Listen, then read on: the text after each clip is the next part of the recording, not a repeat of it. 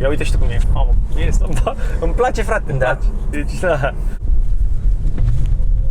Uite, o vezi? Mai ușor, mamă, gata, mă, Cătălin, gata. Să-mi toată inima. Salutare, dragi prieteni, sunt Andy Popescu și astăzi facem un vlog cu Cătălin Țuțuian. Cătălin Țuțuianu de la Țuțuianu Racing. Cine ești tu, Cătălin Țuțuianu, pentru cei care nu te cunosc deja, deși majoritatea te cunosc? Președinte de club, antrenor și pilot de curse. 3 lucruri în același timp. Dar cel mai mult timp tu ești plecat pentru că antrenezi copii, nu? Da, particip în campionatul european și mondial de karting. Vin după o muncă mare de 4 luni în campionatul european. Ești mai mult plecat. Nu știu cum s-a întâmplat ne-am întâlnit noi acum la birou. Păi trebuia să pregătesc etapa de câmpul lung săptămâna viitoare și să pregătesc cauciucurile mașinii, să văd tot ce trebuie făcut la ea și ne-am întâlnit. Bun, avem de face cu o Tesla Model 3 Performance de 460 de cai. Ce alte mașini ai mai condus de astea electrice? Nu am condus Tesla, Toyota Prius și așa mai departe. Hibride, full electric, nu am condus. Nu am niciun feedback. Dar, pentru că ai văzut pe YouTube, cam știi cum o să-ți separă, nu? Da, una e să vezi pe YouTube și alta e să simți Cuplul ăla. Da, personal. Știi că aud asta mereu, dar și eu am simțit același lucru, știi? Vedeam toate videourile cu Tesla, cum îi bag în scaun și zic wow, dar până nu simți. Are și track mode, dar nu o să activez track mode-ul. Dar vreau să activez sleep start-ul. Știi? Că asta ok, ce face sleep start? Practic e traction control off. Adică doar dacă patinează roata, taie gazul, să zic așa, nu e gaz. Okay. Dar dacă tu ai ieșit de pe traiectorie, te ține. Oricum, tu ai mers și cu mașini de 5-6 de cai, știu cam cum se simt. Eu zic că mașina asta se simte undeva cam la 600 de cai. Ai văzut? Da. Se simte ca și când ar avea vreo 600. Se simte un pic mai mult, nu se simte forța, ci se simte cuplul, se simte mult mai tare decât o mașină de 600 de cai. Pentru că aici intră în funcțiune cuplu și iese în evidență foarte mult motorul electric. Avem pilot automat, nu știu dacă vede gropile. Nu cred. Știi că dacă vine o mașină tare din spate, se mișcă singură? Se mișcă singură, accelerează dacă are loc. Dacă are loc. Da. Care are 8 camere de la vederi și ea e pregătită pentru când o să fie disponibil softul, o să-i faci update, că are singur internet și o să meargă singur, adică dai tu Constanța și tu nu mai faci nimic. Se schimbă lucrurile. Situația. Când e full, avem range de 500 de km. Dar nu e bine să încarci bateria full. De-aia 90%? Tu poți să o încarci cât vrei tu. Am înțeles. Între 50 și 90%. Știi? Dar dacă zici, plec imediat, te lasă să o încarci până la 100%. Am înțeles. Pentru că bateriile se strică dacă le încarci până la 100%. Da. De-aia este bine să le încarci până la 90%. Ia, acum știi ce face, nu știi ce să facă, vezi? Vreau să te întreb ce faci acum. Asta vreau să te întreb. Da. Tu ai lăsat-o să meargă și nu știam ce faci. De obicei o urmărește mașina din față, știi? Ok. Ia, frână, pune frână. Bine, tu oricum trebuie să fii atent la trafic, știi? Asta e așa ca un backup. Da. De pe loc nu e așa spectaculoasă cum e din mers. Cel mai mult șoc în baterie, să zic așa, e când o tragi la 25 la oră și se duce. Nu știu, mie personal, eu mereu zic, frate, fiecare om trebuie să ia mașina care îi place lui. Normal, dacă categoric. ție îți place thermic drive, piston engine, ia-ți piston engine. Exact. Dar normal. Mie începe să-mi placă în ce mai mult, de-aia vreau să-mi iau o Tesla pe 100D. Pentru că începe să-mi placă liniștea asta. Știi că zic mulți, nu frate, dacă n-au sunetul motorului nu mă simt bine. Ok, atunci renunț la o electrică. Există Formula 1 de specialitate cu motor termic și așa mai departe și mașini foarte performante și există Formula E electric, mașini cu motoare electrice și poți să mergi unde vrei tu, adică nu este obligatoriu. Corect. Hai să vedem cum e o depășire.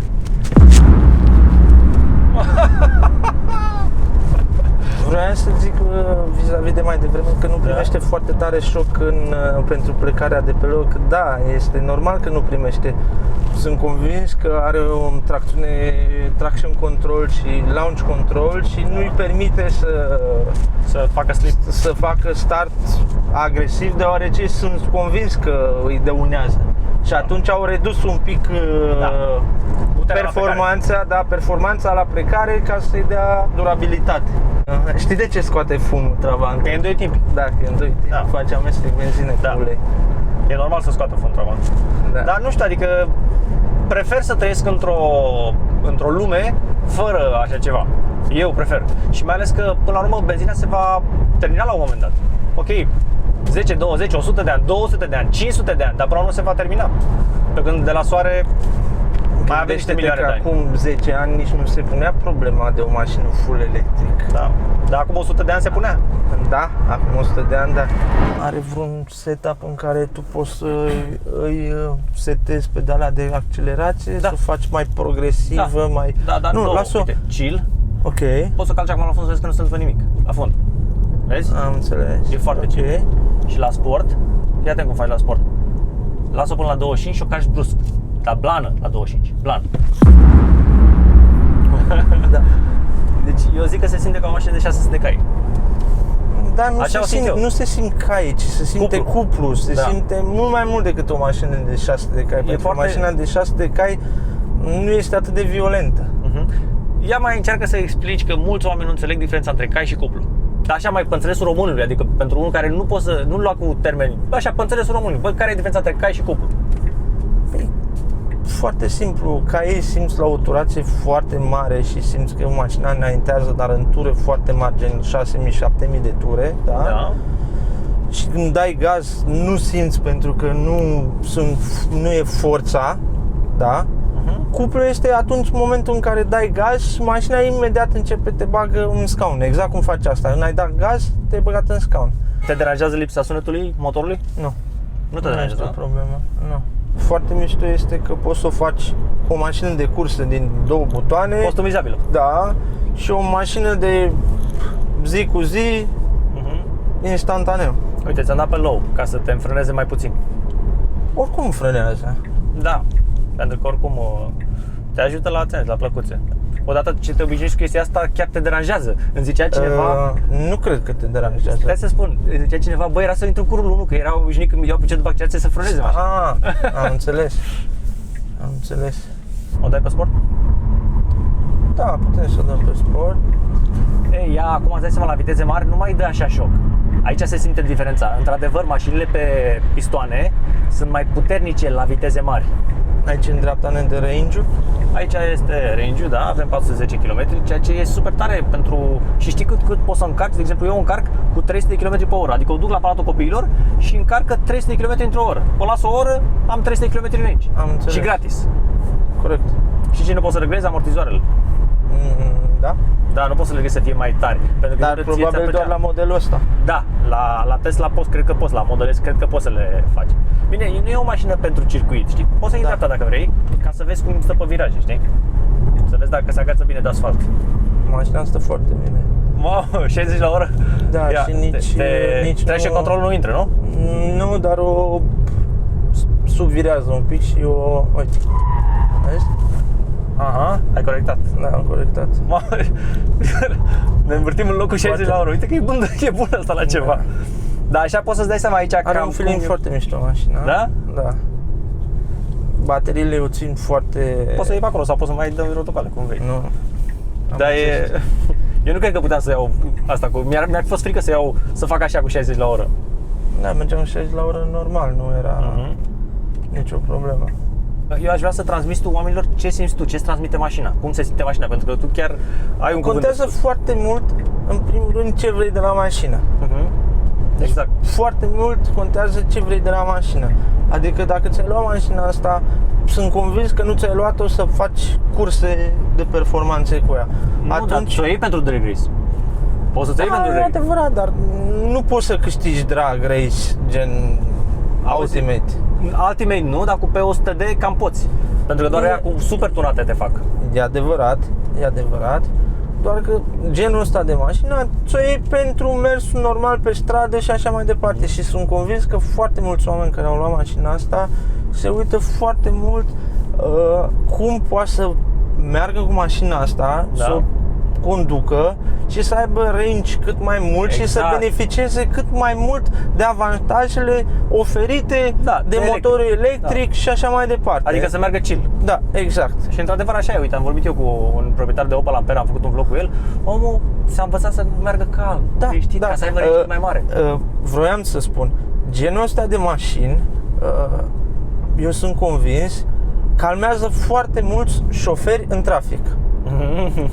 Te calmează, pentru că nu mai stai să accelerezi, nu mai ambalezi motorul, nu mai faci plecări de pe loc. Corect. Adică tot devine mult mai liniște și pace și așa mai departe. Din punctul meu de vedere, eu așa cred. Uite de ce mi-aș lua eu mi-aș lua pentru șoc. Înțelegi? Când vine unul la mine în mașină să-i dau bani și la să fie what the fuck? Am înțeles. Deci eu de asta aș lua-o, știi?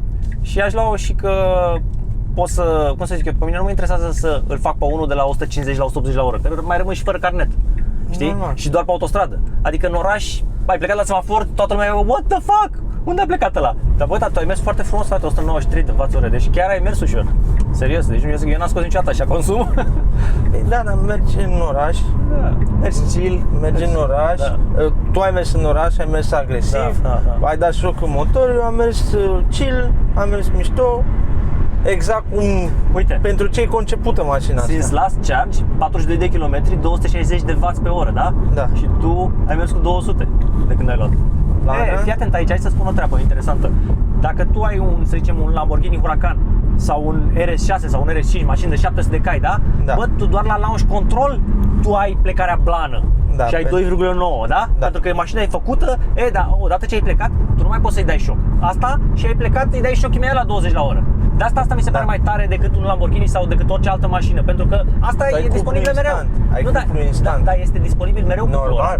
Asta e. La un motor termic, trebuie să o turezi de ea, dragi. Da, tu ai o zonă, o plajă în care ai cuplu și puterea maximă. Exact. Ăsta e mereu. Tu cu mașina termică, cu motorul termic, tu trebuie să știi exact în ce zonă să mergi ca să fie favorabilă și să ai avantaje, dezavantaje. Gen, motor Porsche, Boxer, cuplu cu turație mai puțină și merge foarte bine de jos. Gen, motoarele italienești, Ferrari, Lamborghini, Maserati, cu turație mai mare, cu plaja de putere mai sus, cu mai puțin cuplu. Da. Înțelegi? Da. De-aia și există avantaje, dezavantaje. Pe unele circuitele unele sunt mai bune, unele sunt mai puțin bune, adică avantaj, dezavantaj. Monza este un circuit potrivit pentru mașinile de viteză maximă, alea sunt avantajate. Exact. Și turație înalte cu mai puțin cuplu. Mamă, s-a oprit ăsta, incredibil. S-a stricat mașina. Exact, pe ieșire. Da. Da, și vezi, asta e o chestie, dacă poți să spui oamenilor, că mi s-a părut foarte interesant ce mi-ai spus mai devreme, mi-a părut rău că n-am avut o cameră, cum setup-ul mașinii, fiecare mașină trebuie să schimbi setup-ul, dacă vrei performanță maximă, trebuie să schimbi setup-ul, de exemplu să schimbi ceva la motor dacă circuitul e cu urcări. Nu neapărat ceva la motor, îi schimb regimul de funcționare, parametri, da? În momentul de față tehnologia a avansat foarte mult. Înainte aveai nevoie și mergeau foarte tari în anii 90-2000 mașinile și erau preparatori de motoare, da? Și ei preparau motorul și tu mergeai foarte tare la curse, da? În momentul de față tunerii sunt peste preparatorii de motoare. De ce? Tunerii fac electronica la mașină, da? Motorul tu l-ai făcut și cam rămâne acolo, este maxim, nu mai poți să scoți nimic din punct de vedere mecanic al motorului, da? Scoți din soft. Un tuner, da, scoate mult mai mult din motorul respectiv și mult mai mult, ai mai multe zone, da, în care poți să poate să funcționeze un motor. Adică dacă tu mergi la circuit pe drept, tu poți să faci motorul să meargă cu o turație mai înaltă, da? Să-i dau un exemplu, 9000 de ture, da? Rup din cuplu, da? Și îi dai în partea de sus să dea forță mașinii, da? Nu poți să mergi cu aceeași configurație și cu același setup la rally, la rally, da? Sau la coastă, sau la un circuit cum este Nürburgring, da? Deci am vorbit de două chestii, Nürburgringul vechi, da? Nordschleife și Monza. Sunt două chestii opuse, exact la asta. De viteză. La Monza este foarte mult alineament, da? Este templul vitezei, da? la Nürburgring, dacă tu te uiți, ai două Curbe, zone, urcări. 3 zone de linii drepte. Restul ai 20 de kilometri Virajat. numai viraje. Și atunci tu nu poți să folosești puterea mașinii, da, 100%. Așa, wow, uite cum e. Deci e super tare senzația. Deci cum se vede de când ăștia de lângă noi așa, puf, Da, era un taximetrist. că nu te aștepți dreapta așa. noastră. Nu te aștepți să fugă. Cum e suspensia? Ia zi-mi aici. Ia. Este plăcută, Confortabilă? confortabilă. Din punctul meu de vedere ar fi trebuit niște cauciucuri cu balon mai mare Da. pentru România. Pentru România, că sunt Pentru gropi multe. România, da. Dacă erai în Germania, n-ai probleme, că nu sunt Da, gropi. nu avea niciun fel de problemă. Pe rondul ăla unde ne-am învârtit noi, mașina a fost foarte stabilă și foarte neutră. Adică în momentul în care am găsit limita, dacă ai observat, Da. am ținut-o acolo și Da. a fost foarte mișto. Da, imediat cum ai și sărit, cum am imediat, vrut să o forțez, să văd dacă poate un pic mai Da. mult, ea m-a anunțat, Da. începând să fluiere Frâneze. cauciucurile din față. Da. Nu, prima dată a subvirat, au început să fluiere cauciucurile din față, după care a început ea să mă taie. să te limiteze. Exact. Da, calculatorul face automat chestia asta pentru că are Da. senzul giroscopic și vede, bă, unde a Exact. ieșit ăsta. Și pac, Exact. ăsta e roata respectivă, exact ca să te pună pe trasă. De exemplu, dacă tu mergi perfect cu ea, sau cum am făcut eu mai devreme, merg perfect cu ea în limită, că asta este șmecheria. Da. Nu să mergi peste limită. Corect. Dacă tu mergi sub limită sau peste limită, tu pierzi ca timp. Nu e optim. Exact. Tu pierzi ca timp. Tu trebuie să mergi în limită. Știi de ce vreau să-mi iau eu Tesla pe 100D? Pentru că, fii atent, asta, în condiții optime, singur în mașină cu range-ul full, acum are 80% bateria, scoate 3,5 secunde, da? Și Tesla aia scoate 2,5 secunde. Tu zici ce diferență enormă e?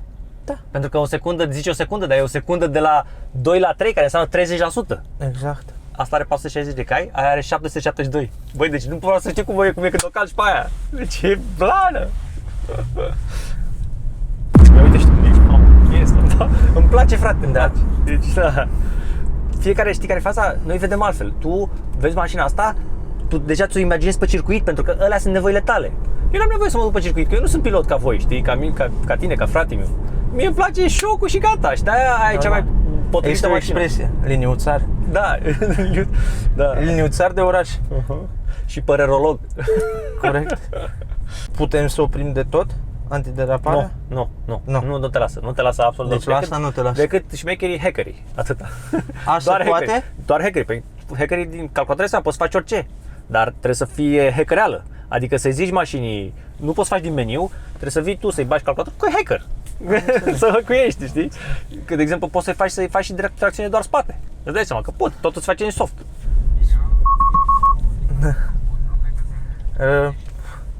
Eu iau un șasiu de rezervă să fie acolo. De ce te-ai speriat? Am înțeles. De sunet? Pentru că știi că sunetul ăsta e clar că îl face mașina când te avertizează de ceva. De... Și atunci brusc am devenit atent. Nu-ți prea place în dreapta. Mie îmi place liniște. Nu se aude decât aerul condiționat. Ceea ce nu prea am folosit aproape deloc Da? este frânarea. Păi da! De-aia, vezi că e Aș vrea să remarcat. fac și un test, în care să vedem cât de tare și cât de repede frânează. Crede-mă că sunt așa pe YouTube care au folosit mașina Așa. 200.000 de kilometri și n-au schimbat plăcuțele. Da, sunt convins. Normal. Sunt convins, foarte convins. Ce marfă e așa, frate. Mie îmi place, să mor dacă nu-mi place. Din ce mai mult, cu atât... Băi, să mor eu. Sincer, este ca o jucărie Da. care o primeai de Crăciun și te jucai non-stop zile întregi cu ea, apăsai toate butoanele și așa mai departe și până când te plictiseai de ea. Da, eu dau numai pac, numai așa e, da. Uite, o vezi? Mai ușor, mamă, gata, mă, gata, să-mi bată inima. Deci fii atent, Cum ți s-a în momentul în care am plecat și am forțat un pic, mașina a fost moale. Aha. Dacă ai văzut, a Da, jucat. da, a da. jucat. Da. Ok, și hai să scoatem de pe track mode, să facem la fel, da? Eu cred că nu e... Nu, eu ți-am zis că pe Da. track mode am simțit-o că demara un pic mai tare și făcea slide. Hai să vedem Mai departe ce am precizat a fost faptul că am simțit că este prea moale suspensia. Am dat să mă țin. Nu, demarează un pic mai, din punctul meu de vedere, demarează un pic mai tare, s-ar putea pe track. fii atent, deci eu, ce mi-a spus proprietarul mașinii? Derapează pe track, da. dar ai 0-100 mai bun, fără track mode. De ce? Pentru că la track mode încep toate ventilatoarele să răcească bateriile și îți suge din baterie. Știi? Acum, nu știu care e adevărul. Păi da, dar în momentul când îți suge din baterie? În momentul când o dai pe track mode, se pornește ventilatoarele. Da, automat? Da, deci fii atent, hai să oprim aer de tot. Așa. Nu se mai aude nimic, da? Hai să dăm pe track mode. Driving. Track mode. Ia auzi.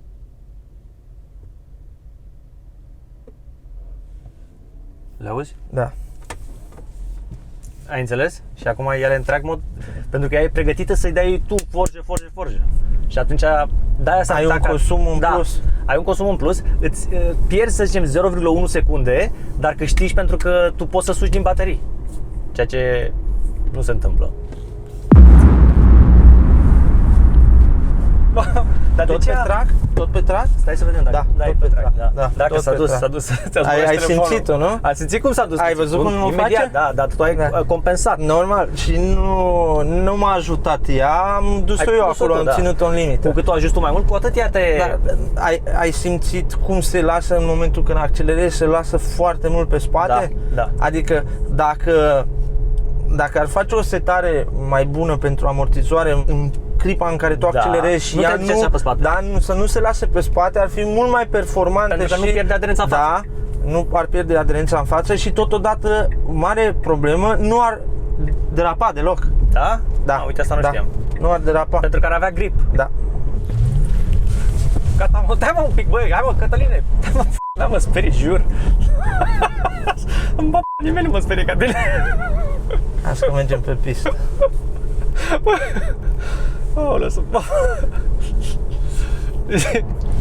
Mai face lumea așa, știi, dar tu, cred că pe pistă cred că mergi numai de-a latul așa. Nu, ar fi mișto să găsim niște hackers să oprească deraparea, să putem să facem power, să o punem doar pe spate. Da. Să mergem mai slide. Da, și să mergem numai slide cu Tesla. Am fi, cred că primii în lume, să facem. Te-aș învăța să faci drift, anul viitor ți-aș lua licențe, te duci la campionatul național de drift cu Tesla de stradă, dai într-un aer condiționat, toată lumea ar muri de cal la 80 de grade, tu ai stai la 20, te pui casca pe cap și faci derapaj. Foarte tare. Băi, deci trebuie să mai facem un clip cu M6 și să mă plimb puțin cu M6-le, frate, că mamă. Băi, auzi, ce zic eu? Băi, îi sperii pe ăștia. Dar eu sunt zero pe lângă tine. Și eu care sunt zero pe lângă tine, îi sperii pe ăștia. Tu îți dai seama ce le face tu? Păi tu ai terminat, mă. Da, și asta pe stradă, pe circuit, știi cum este? Mamă, foarte. Gândește-te că vii la capătul unui drept penal de gata cu 250 și urmează virajul așa și stai și te uiți la ăsta din stânga, știi, la mine și spui, bă, nu pune frână, nu pune frână. Ce face ăsta? Da.